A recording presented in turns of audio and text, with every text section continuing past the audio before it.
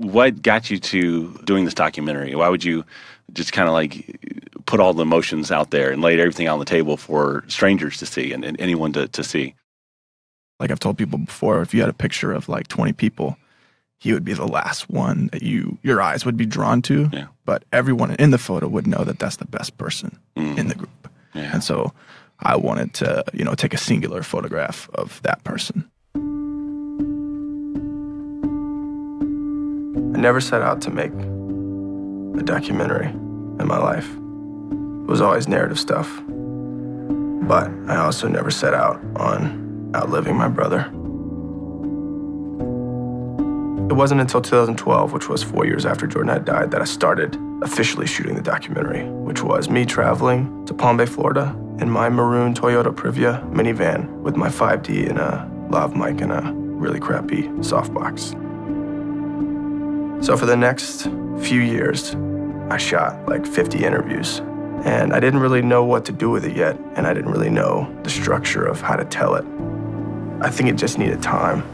I don't know, like some scripts that just need to bake, they need to be in a crock pot. You don't need to put them in a pan, During the chaos of trying to figure out how to tell the story, I finally owned up to being able to put myself in the documentary and not be a third party. I mentally kind of checked out of everything else, and I sat in my room for about 2 months. I said no to a lot of jobs, and I just transferred tapes. VHS, Hi8, VHS-C, mini DV, everything. I'm basically just in the dark, just watching memories, kind of proving to myself that all this happened. I finally found some help in the form of my friend Andrew Bradford. And I think at that point, that's when I hit the ground running.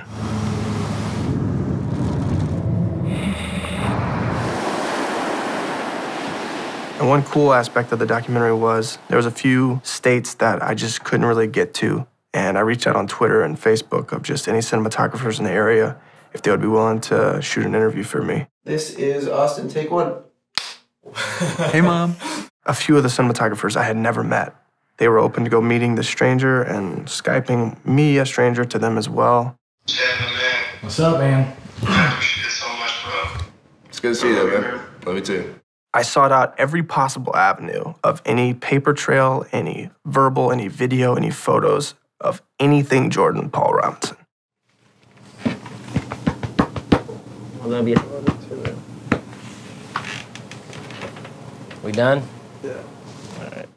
At that point, I had close to 100 interviews. We had shot in 10 states. We had 1,200 pages of medical documents. I had transferred and digitized over 300 tapes of all formats. I stopped counting because I suck at math, but at that point, there was like 450 plus hours of footage. So it was a lot. I guess it's just, I don't know why it's just taking so long, but everything that with this project, it just comes when it comes. I don't know how to force it, so. One of my filmmaker friends, Shay Sizemore, just gave me the note. He said, hey, you eat a whale one bite at a time. I'd wake up, edit the doc, go to my full-time job, come back, edit the doc, go to bed, sometimes get up, edit the doc. Just nonstop. It's easy to work 7 years on something when you love somebody that much and not think twice when it's like, but it's Jordan.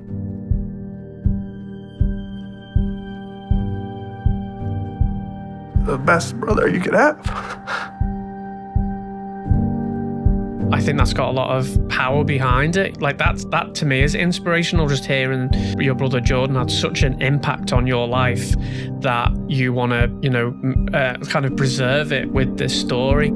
I mean, I would love to not make this documentary. I wish he was still alive. But of course, the fact that he's not and the fact that I get to tell his story through this documentary, it's like, just as a storyteller, as a filmmaker, there's no better material than to talk about or than to do than the way I feel about my brother. Let's hear it for Jordan.